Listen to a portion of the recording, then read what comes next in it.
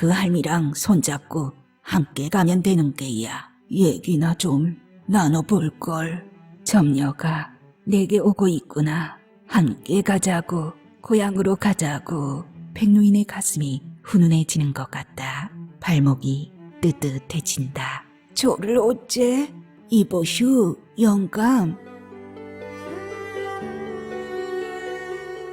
백노인 이귀란.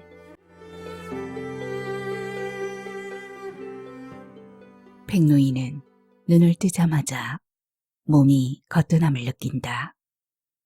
지난 세월 어느 한때 새털 같은 날들이 있었던가. 어제까지만 해도 녹슨 새덩이 마냥 온몸이 삐거덕거려 팔다리가 제멋대로 놀았는데 아침마다 눈을 뜨면 언제나 눈알을 뒤룩거리며 이승인가 저승인가를 확인한다. 그리고 몸이 풀릴 때까지 효자손으로 등을 긁적거린 다음 10손가락의 마디를 주무르거나 다리를 약간 구부려 몸을 푼다.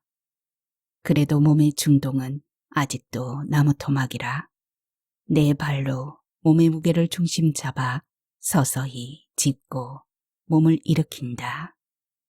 창이랄 것도 없이 깨지고 구멍 난 걸 바람이라도 막아보겠다고 나딘구는 시멘트 종이를 바풀로 붙여놓았던 창가로 다가가 쓱 밖을 내다보니 날이 밝으려면 아직 멀었다.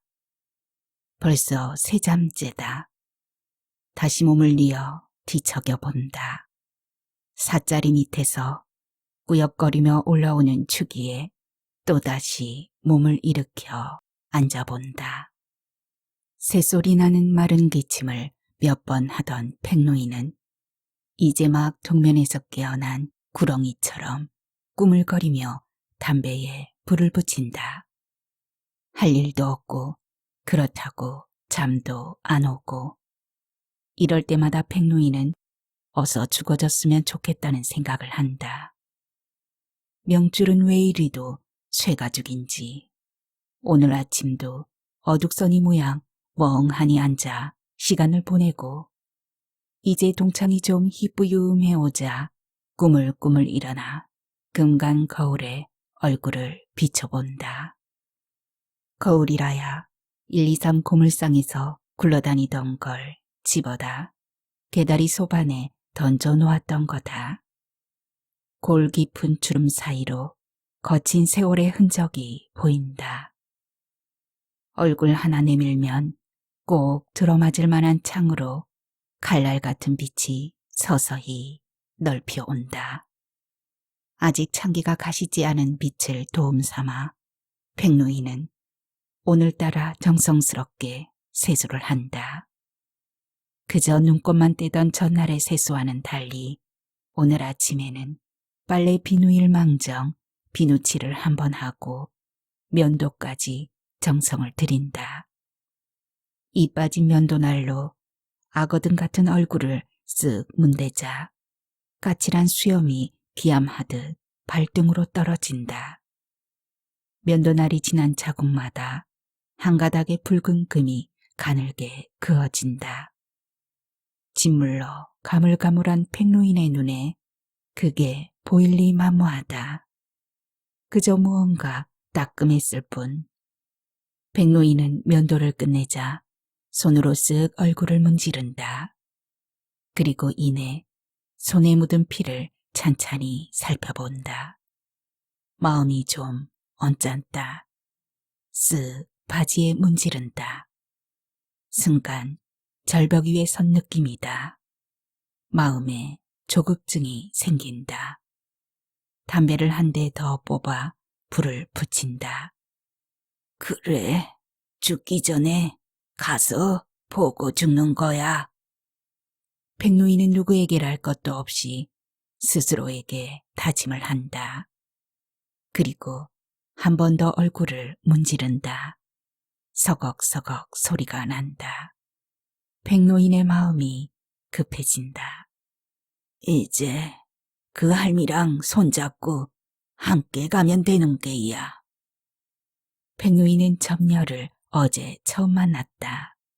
늘 오르내리던 길. 예나 다름없이 낡아 빠진 유모차를 삐거덕거리며 올라가던 언덕의 날망 위에 그때까지 쪼그려 앉아 까딱까딱 졸며 시금치 낯가리 앞에서 먼 산 바라기 하고 있는 할머니를 처음 본 건 해가 이슥하도록 앉았는 꼴이 안 됐다 싶어 이심전심되어 지나는 길에 툭 던진 말이었다. 많이 팔았소? 그렇쥬, 뭐. 못 들었는가 싶었는데 콧김같이 대답을 하는 양이 반가워 다가가 담배나 한 대 태우며 말동무나 할까 싶었다. 그랬더니 할머니는 굼실굼실 일어나 보따리를 챙긴다. 희끄무레한 백노인의 시선은 할머니의 기밑 목 뒤에 거무스름한 점에 모아진다. 이제 막 게으른 해가 언덕을 지나며 설핏하니 할머니의 얼굴을 비질하고 있었다. 가만, 저 좀, 누구더라?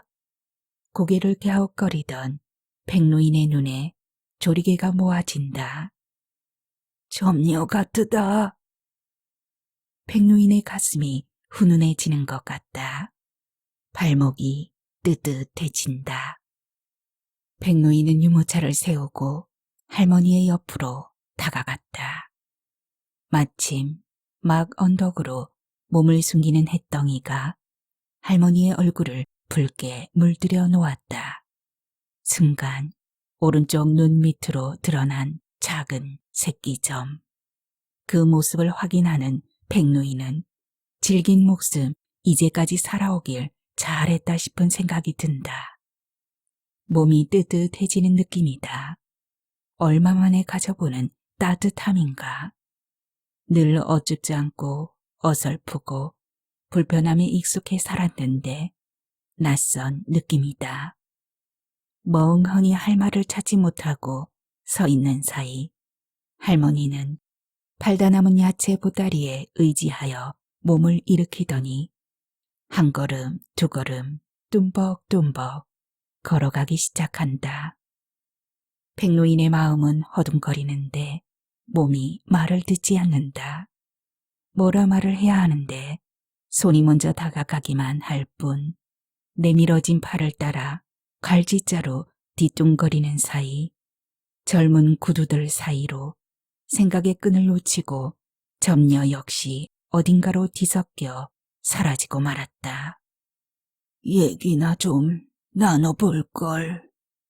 그 점이 엄지 손톱만 하다고 해서 사람들은 엄녀라고도 불렀었지. 백노인은 지난밤 잠을 이루지 못했다.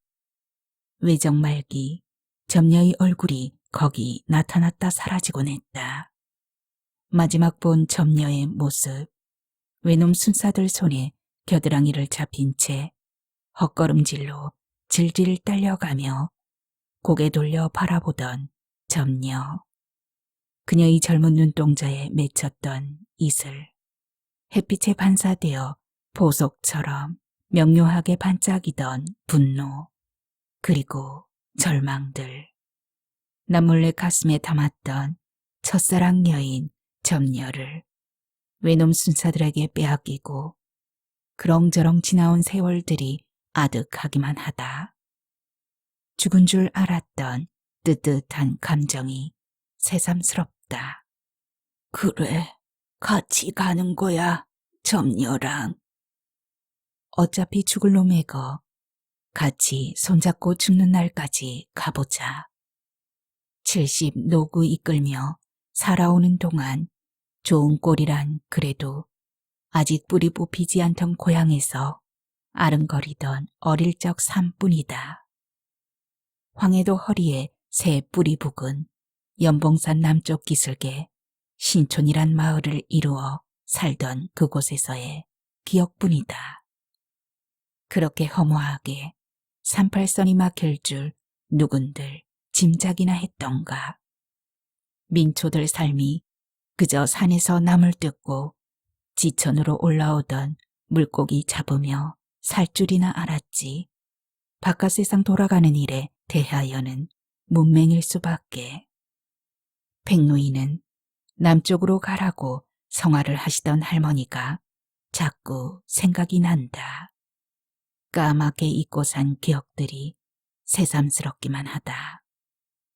1951년 1월 4일 중공군의 참전에 연합군이 후퇴를 하게 되자 국군의 뒤를 따라 끝없이 피난 가는 사람들을 보신 할머니의 판단은 틀리지 않으셨다.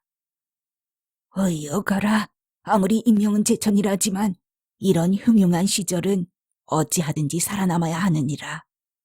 빨갱이든 발행이든 나나 할 바 없다. 피를 이어야 할 일이지. 사람 목숨이 중요하지. 라시던 할머니의 말씀에 삼촌을 따라 앞서거니 뒤서거니 누나와 여동생과 함께 나온 곳이 덕적도이고 6살이던 여동생은 엄마에게 보내달라고 하도 보채어서 다시 데려다 주어야겠다고 마음을 먹은 것이 후안이었다. 19살이던 누나는 고추장 항아리에 닭을 삶아 담가주시던 어머니의 뜻을 거역지 못하고 한 손으로는 항아리를 머리에 이고 다른 손으로는 막내 동생의 손을 잡아 끌며 피난민 대열에 끼어 내려왔다. 영하 30도를 오르내리는 추위에 맨손으로 항아리를 받쳐 이고 피난민 사이를 뚫던 날의 기억을 백노인의 누나는 일생 동안 외고 또 외웠다.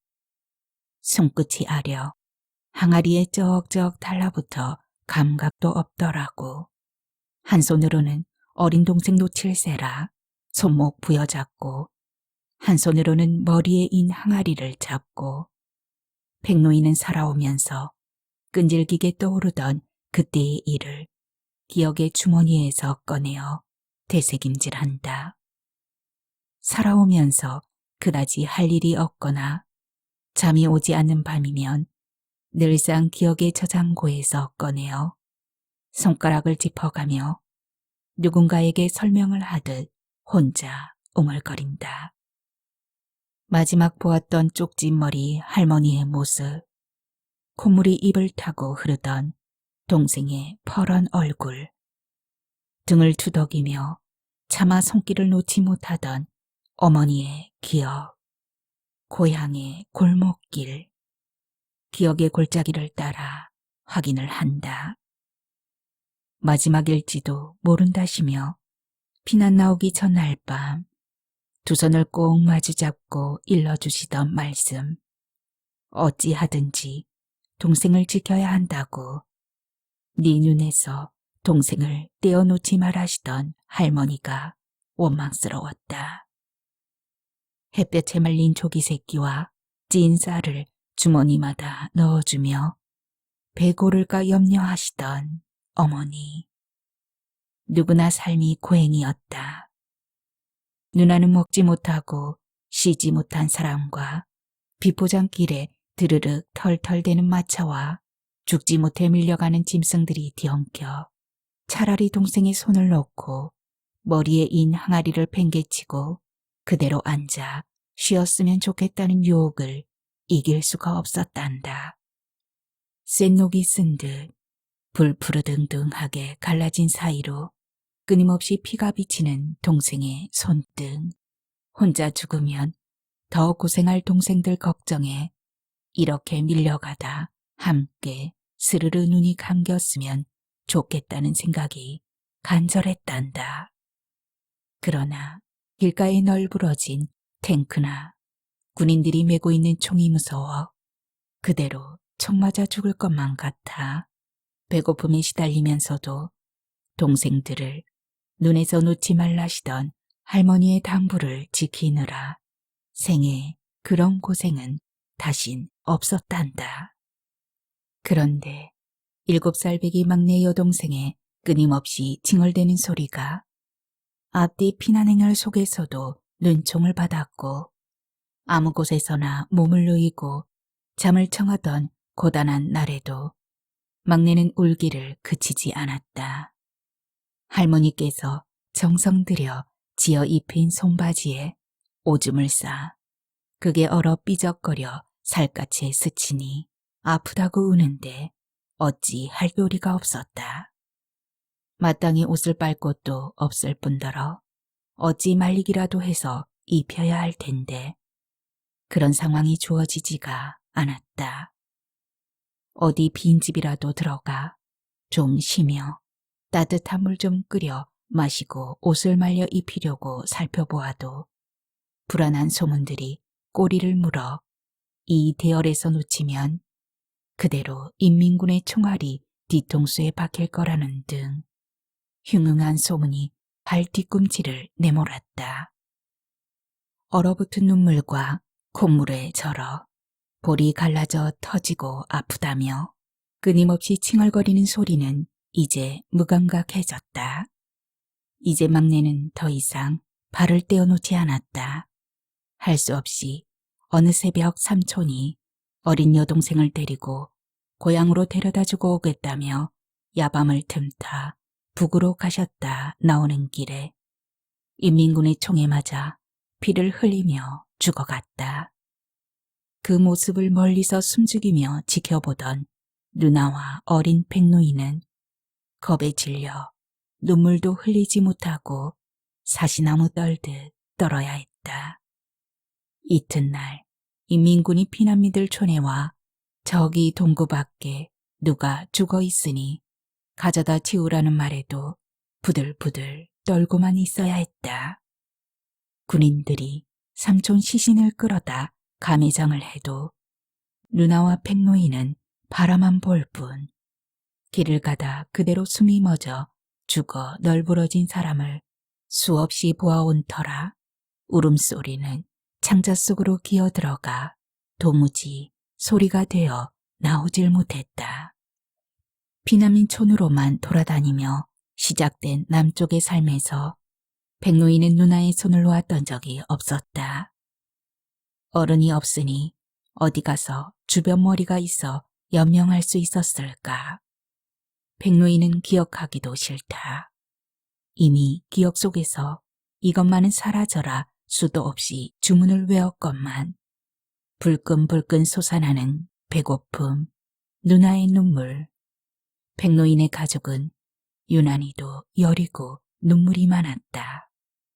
어린 백노인은 이제 의지할 사람이라고는 38선이 뚫리기 전에는 그야말로 누나밖에는 없는데 누나가 그리도 흘리는 눈물에 자신도 모르게 두 주먹을 불끈 쥐게 되고 저 누나의 눈물을 자신이 없애주리라 마음을 가졌다. 천지에 할 일이 없었다. 피난민에게 배급주는 보리쌀로는 늘 허기가 졌고 그렇다고 동양질은 죽어도 못할 일이다. 그래도 북에서는 12칸짜리 집에 6모승 거느리고 눈만 뜨면 계절마다 코앞의 바다에서 생선 잡아먹고 뒤돌아보면 산골짜기마다 피고 지는 나물로 제철 맛을 누리며 살았었다. 사람과 짐승이 앞서거니 뒤서거니 하다 지친 소가 발을 헛디뎌 갓길로 빠져버렸다.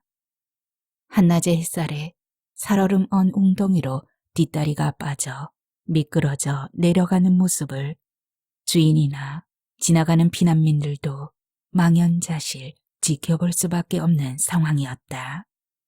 고삐를 잡은 주인도 이미 빈사지경이라 그저 멍하니 바라볼 뿐 누구도 어쩌지 못하는데 자신의 운명을 아는지 소의 커다란 눈망울 아래로 고이던 눈물을 백노이는 잊을 수가 없다. 그러나 주변의 분위기가 묘하게 달라지기 시작하는 걸 느꼈다. 찬 날씨보다 더한 냉기가 사람들 사이에 흐르고 삼삼오오 모여들었다. 얼마나 흘렀을까. 소가 마지막 숨을 거둔 걸 확인한 어른들은 어디서 그런 힘이 나는지 우르르 몰려들어 줄을 끌어올리기 시작했다. 그리고 딸려 올라온 소의 몰골은 이미 산 것이 아니었다. 짐승뿐만 아니라 피란길에 부모의 손을 놓쳐 울고 있어도 돌보아줄 이 하나 없는 끔찍한 세월이었다. 주인은 망연하여 어쩌지 못하자 누군가가 죽은 짐승은 어쩔 수 없으니 산 사람은 먹고 살아야지 라고 말을 했다. 사람들은 어디서 그렇게 갑자기 힘들이 솟아나는지 17살이던 백노인은 눈앞에 벌어지는 광경에 놀라지 않을 수가 없었다.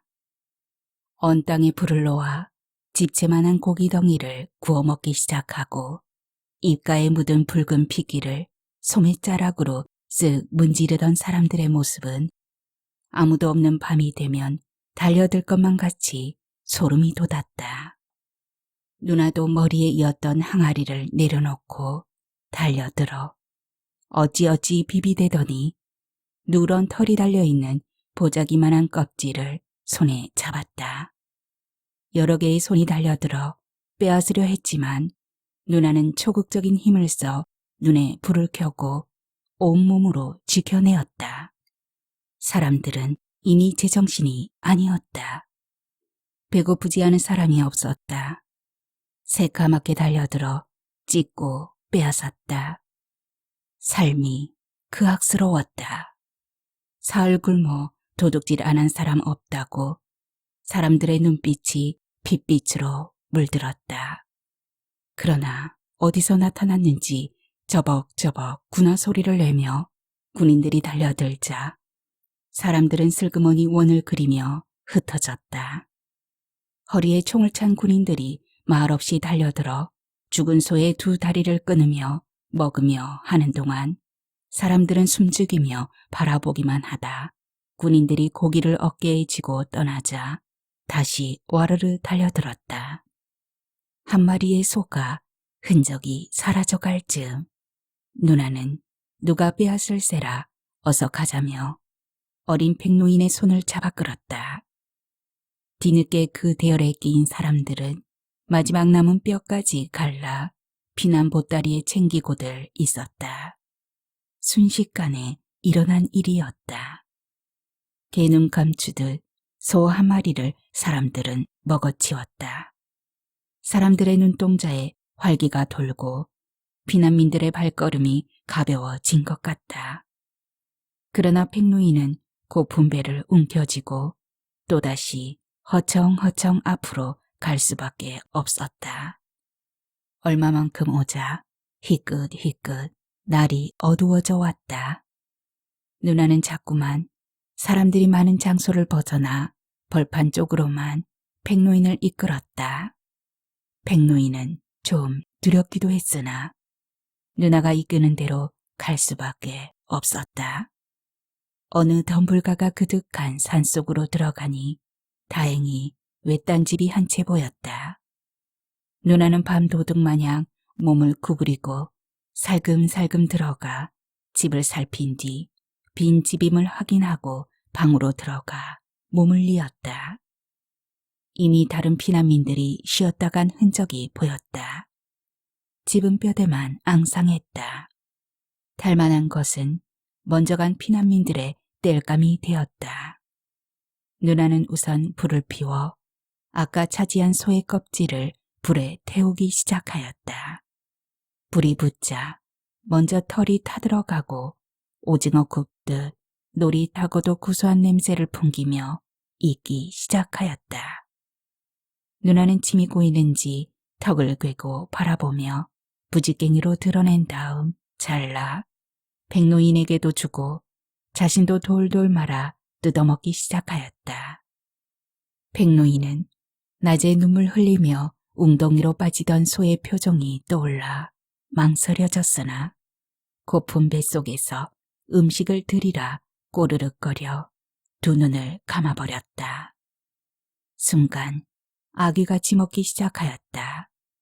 항아리 속에 고추장을 찍어서 함께 먹던 그 맛은 꿀맛이었다. 19살과 17의 남매는 입가가 시커매지도록 며칠 만에 포식을 하였다. 백노인네는 멀리 가지 못했다. 기회가 되면 다시 고향으로 가야 했기에 마을 어른 한 분이 가는 길을 따라 어찌어찌 배를 타게 되고 그리고 내린 곳이 덕적도라는 섬이다.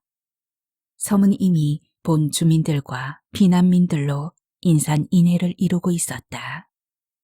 백노인네는 그곳을 떠나지 않기로 마음을 먹었다. 남매는 고향과 더 멀어지면 다시는 돌아갈 수가 없을 거라는 생각을 하였다. 군인들이 막사로 쓰던 건물의 한켠 마룻바닥을 뜯어내고 그곳에 정착을 하기로 하였다. 길을 쓰고 아끼던 고추장 절임 닭고기에 빈 항아리를 보던 날, 백노인은 부둣가로 나가 어슬렁거리며 오가는 사람들의 살아가는 모습을 눈여겨보았다.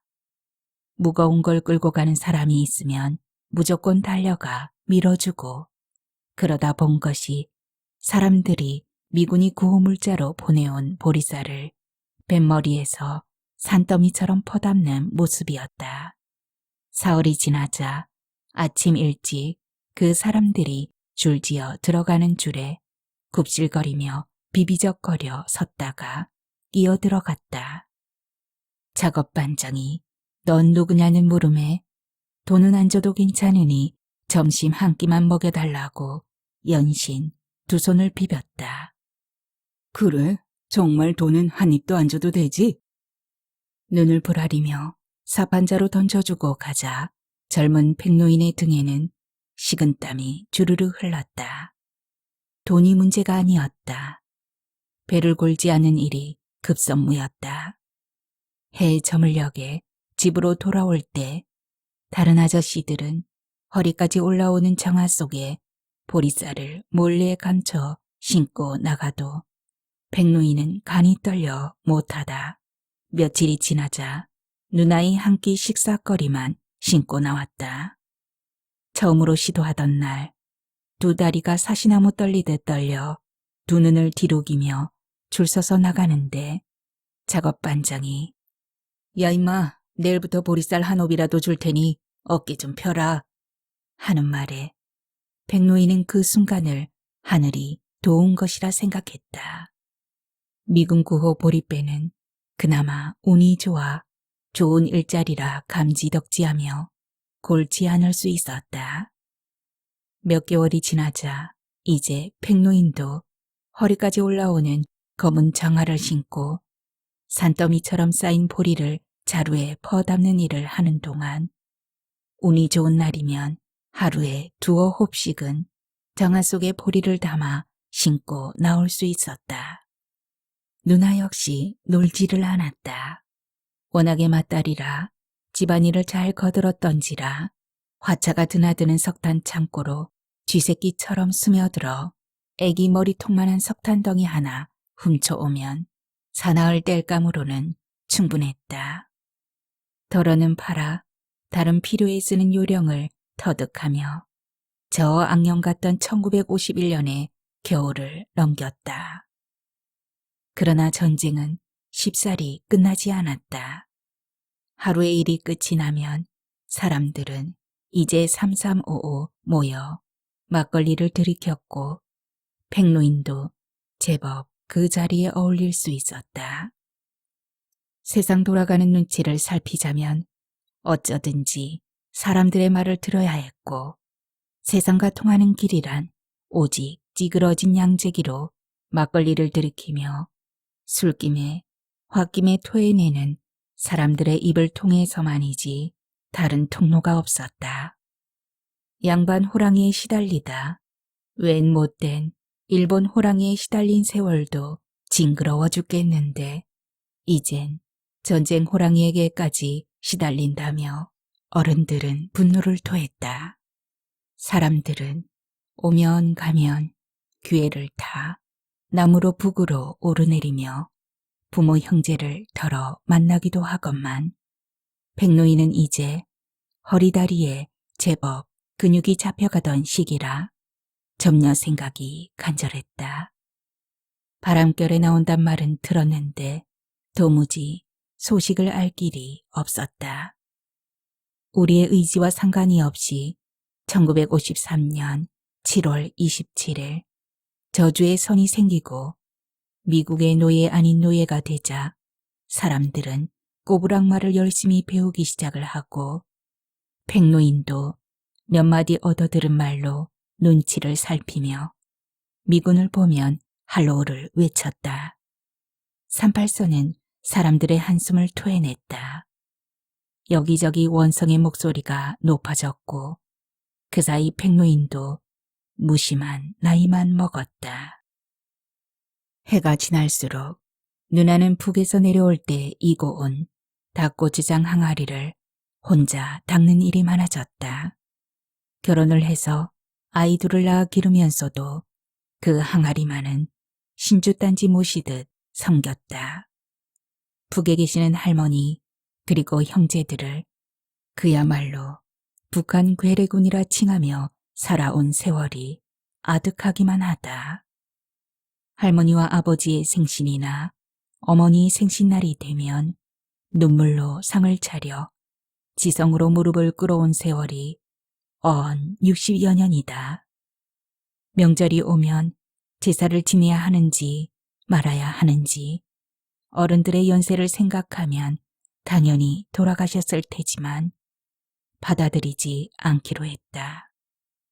1983년 6월 30일 밤 10시 KBS 텔레비전에서 누가 이 사람을 아시나요를 프로그램 타이틀로 잡아 시작한 생방송 이상가족 찾기를 보며 쉰을 갓 넘긴 백노인의 누나는 가슴을 치며 죽을 고비를 2번이나 넘겼다. 우리는 남한에서는 만날 사람이 없는 거다. 알면서도 누님은 누가 이 사람을 모르시나요를 애절하게 부르는 배튀김의 노래를 들으며 마지막 숨을 거두었다. 남한에 내려와 어찌어찌 오고 가다 만난 여자. 누님이 그래도 결혼은 해야 되지 않겠느냐며 누구나 다 하는 결혼, 너만 버틴다고 38선이 너에게만 열리느냐고 하도 성화를 되어서 결혼을 했고 아들 하나를 낳았다. 외아들이나 처에게나 호강 한번 제대로 시켜주지도 못했다. 안 됐기는 했지만 제 좋아온 자리 누굴 원망할 일도 아니라며 살가운 말 한마디 못하고 살아왔다. 아무리 살 썩고 자식 낳아 기르며 살지언정 백노인은 자신의 저린 마음을 이해하지 못하는 아내가 마땅찮았다. 태무친 고향에서 향기로운 오줌 누던 산천의 공기 맛을 아는 아내는 2번 죽었다 깨어나도 모를 거라며 혀만 끌끌 치며 살아왔다. 그해 6개월 동안 백노인은 운동화가 다 닳도록 방송국 앞을 서성거리며 사람을 찾으러 다녔다.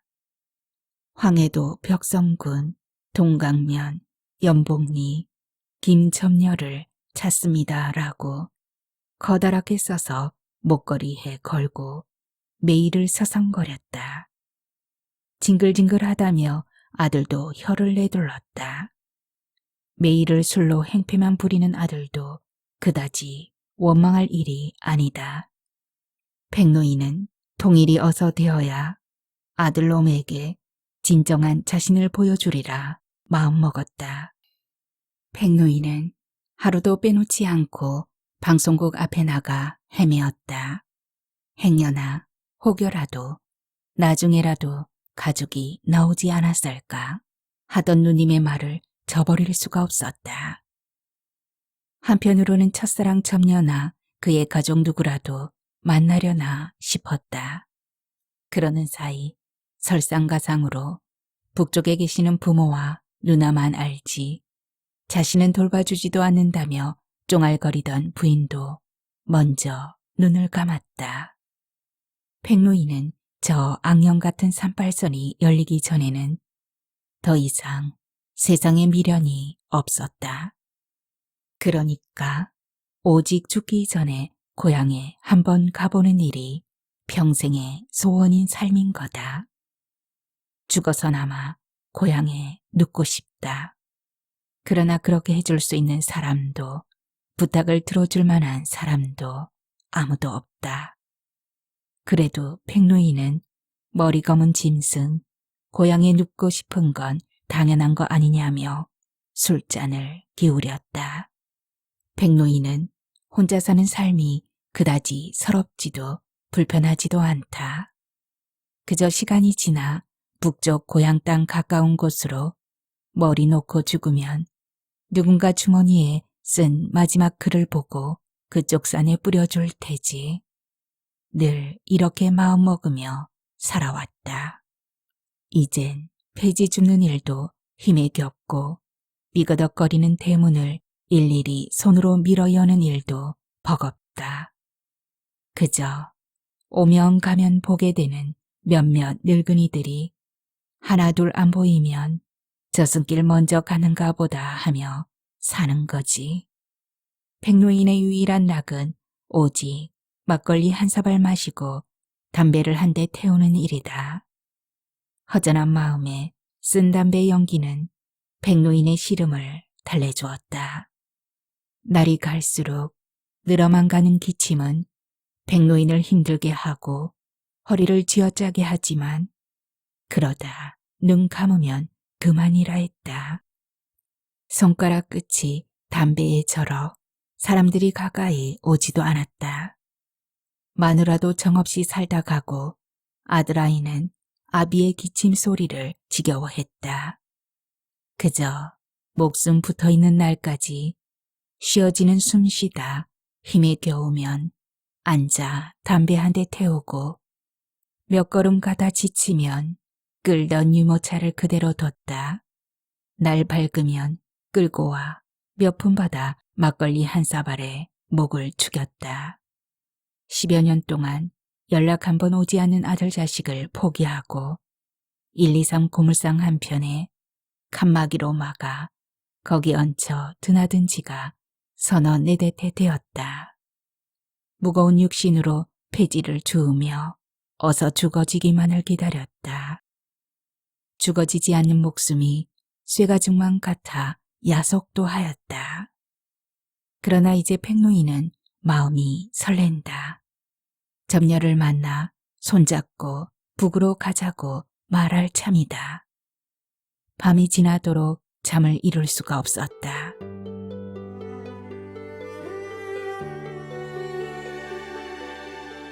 뜬 눈으로 아침을 맞이하였다. 외놈에게 끌려가며 젖은 눈으로 바라보던 그 옛날 점녀의 눈, 계절마다 달리하던 고향의 바다, 그리고 생사를 모르는 가족들의 얼굴들, 마치 수렁거리는 고향 바다에 누워 밤을 지새운 것만 같다. 그래, 내 반드시 고향에 가 머리 누이리라. 안 되면 가다가라도 죽으리라. 힘이 난다. 이제 이 담배가 다 타면 일어나 점녀가 앉았던 언덕배기 날망으로 갈 참이다. 여느 때 같으면 브루스타에 물을 얹어 라면을 끓여 후루룩 후루룩 국물을 마신 뒤 일어섰을 시간이다. 오늘은 라면 국물 끓이는 일도 잊어버렸다. 그저 뱃속이 든든하다. 구부러진 허리에 힘이 들어가 헐렁헐렁 몸이 흔들거린다. 언덕배기 너머로 머리에 인 보따리를 내리는 할머니의 모습이 눈에 들어온다. 점녀이다. 백노이는 두 팔을 휘두르며 다가간다. 설마하니 이 늙은이들이 간다는데 맡기야 하겠어?